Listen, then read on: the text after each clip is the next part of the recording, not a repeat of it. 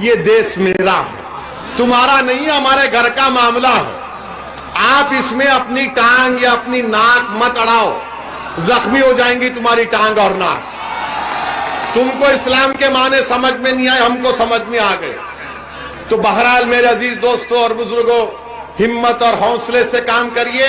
اور میڈیا کے لیے کہہ رہا ہوں، ہم اس بچی سے ویڈیو کال بھی کر کے آئے ہیں۔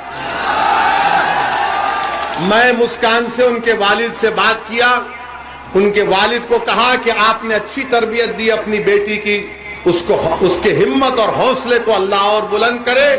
تو اس بچی نے ہم سے بھی بات کی اور اس نے کہا کہ اویسی صاحب، ہم آپ کے بھاشن کو سنتے ہیں۔ میں نے کہا یہاں بھی سن رہے ہیں، مگر خیر ہم مبارکباد دیتے ہیں اور ہم آپ کو بتانا چاہ رہے ہیں کہ برقع، حجاب اور چادر، کیرلا ہائی کورٹ نے کہا کہ یہ اسلام کا ایسنشل فیچر ہے، ایسنشل چیز ہے، یہ کوئی نہیں کرتا کوئی بات نہیں ہے۔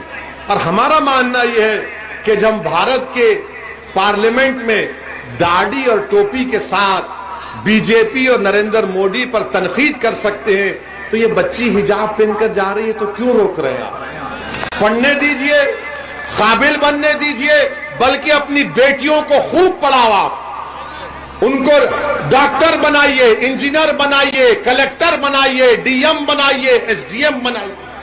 ہمارا مقصد تو یہی ہے کہ بھارت میں جب تک بھارت کی مہیلاؤں کی سرکشا نہیں ہوگی، جب تک بھارت کے مہیلاؤں کو ترقی کے مواقع نہیں ملیں گے، بھارت سپر پاور نہیں بن سکتا۔ سپر پاور بننا ہے تو مہیلاؤں کو ان کا جائز مقام ملنا ضروری ہے۔ ارے آپ مجھ سے کہتے ہیں زیڈ کیٹیگری لے لو، زیڈ کیٹیگری لے لو، تمہاری جان کو خطرہ ہے، تم کو ہتھیا کرنے کے لوگ 4 گولیاں چلائے، تو ہم نے پارلیمنٹ میں کھڑے ہو کر کہا کہ اویسی کو زیڈ کیٹیگری سیکیورٹی نہیں چاہیے، مجھے اے کیٹیگری کا شہری بناؤ کہ ہم سب برابر ہو جائیں۔ اور جب ایک بچی کو 15-20 گنڈے گھیر لیتے تو اویسی کو سیکیورٹی ملی، تو کیا فائدہ؟ اگر مسکان کو خطرہ ہے تو اسد کو بھی خطرہ ہے۔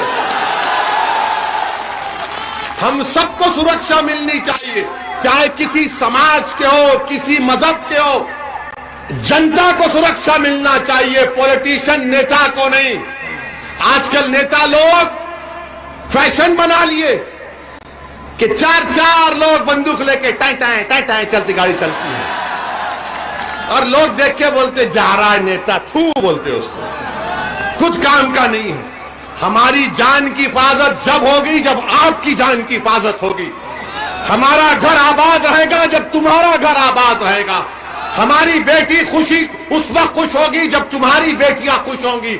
یہ ہماری کام ہے، یہ ہماری جدوجہد، یہ ہماری سوچ ہے۔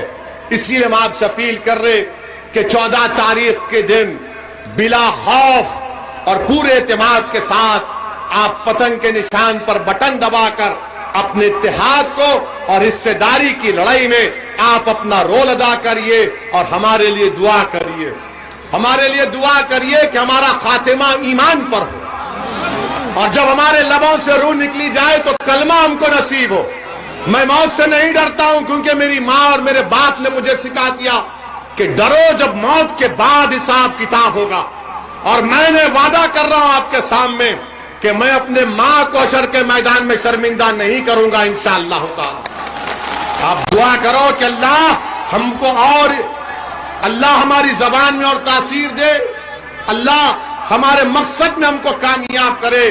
میرا مقصد میری لیے نہیں ہے مظلوموں کو اتحاد، مظلوموں کو طاقت دینا، مظلوموں کو انصاف ملنا، یہ میری کوشش ہے۔ میں آپ سے اپیل کر سکتا ہوں، میں گزارش کر سکتا ہوں کہ آپ ہمارے اس مقصد میں، ہمارے سیاسی سفر میں ہمارا ساتھ دیجئے، پتنگ کے نشان پر بٹن دبا کر اپنے اتحاد کو مضبوط کریے۔ السلام علیکم۔